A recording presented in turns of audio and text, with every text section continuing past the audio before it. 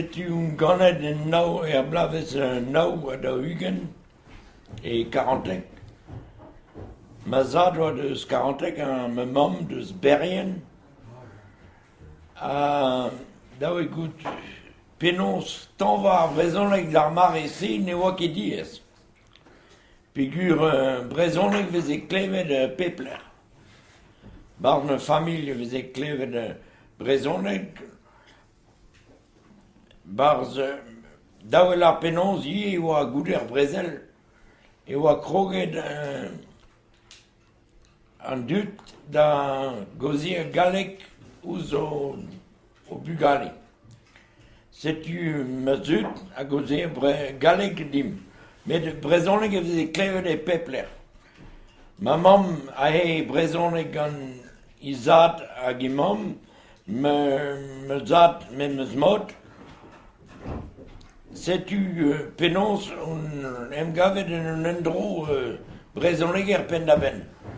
Met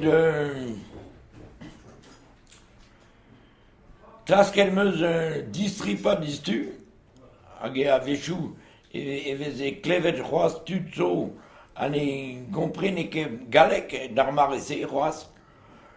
Hag war l'er e tremet an traoù ar skol, hag eus klasket kozi al brezhoneg. Hag war l'er pel zo e oa an triver vla bennak e oa d'ar mare se e vez e gret kentelioù baz an telegram. Kentelioù brezhoneg. Setu meus klasket lenn a skriva brezhoneg d'ar mare se.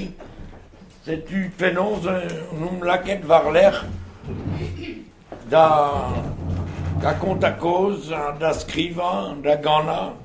Setu tamm ar pez moa da larvi diwar ar pez peus goulennet diganin.